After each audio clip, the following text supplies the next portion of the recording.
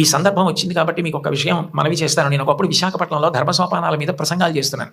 ఆ రోజుల్లో విశాఖపట్నంలో ఉన్న పాఠశాలల్లో ఉన్న విద్యార్థులకి మా నాన్నగారు అన్న విషయం మీద మాట్లాడమని వ్యాసరచన పోటీ నిర్వహించారు. వ్యాసరచన పోటీ నిర్వహిస్తే కొన్ని వందల మంది పిల్లలు పాల్గొన్నారు. అందులో 10 పేపర్లు చిట్ట చివర సెలెక్ట్ చేసి నాకు పంపించారు. ఇందులో ఫస్ట్, సెకండ్, థర్డ్ ప్రైజులు నిర్ణయించమని.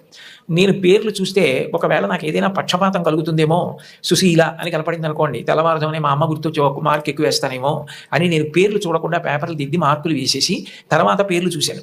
చూస్తే నేను ఫస్ట్ ప్రైజ్ ఇచ్చినటువంటి వ్యక్తి ఒక మహమ్మదీయ బాలిక. నేనేం మార్చలేదు సుమండి, అట్లాగే ఇచ్చేసాం. అప్పుడు ఆ బహుమతులు ఇస్తున్న సభకి అప్పుడు తిరుమల తిరుపతి దేవస్థానాలకి కార్యనిర్వహణాధికారి మాన్యులు శ్రీ ఎల్వి సుబ్రహ్మణ్యం గారు ఆయన ముఖ్య అతిథిగా వచ్చారు. ఆయన ప్రైజ్ ఇస్తూ ఈ పిల్ల ఏం రాసింది మైక్లో చదివి వినిపించమని అన్నారు. అంటే ఆ పాప పేపర్ చదివింది. అందులో ఆమె ఏం రాసిందంటే వాళ్ళ అమ్మగారు టీచరు, వాళ్ళ నాన్నగారు కూడా ఏదో ఉద్యోగం, ఆయనకి బ్లడ్ క్యాన్సర్ వచ్చింది, చూసుకోలేదు, ముదిరిపోయింది, 3 నెలల్లో చనిపోతారని చెప్పారు.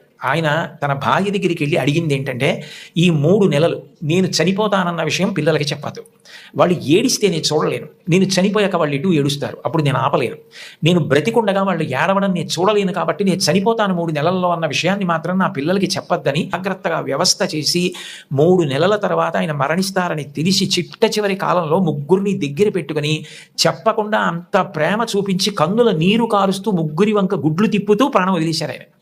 తండ్రి అంటే అది, అంతటి త్యాగశీలి మా నాన్న. ఇది నాకు తెలిసి ఉన్న తండ్రి. ఇంతకన్నా తండ్రి గురించి చెప్పడం నాకు రాదని రాసింది అమ్మాయి. అమ్మాయికి ఫస్ట్ ప్రైజ్ ఇచ్చాం.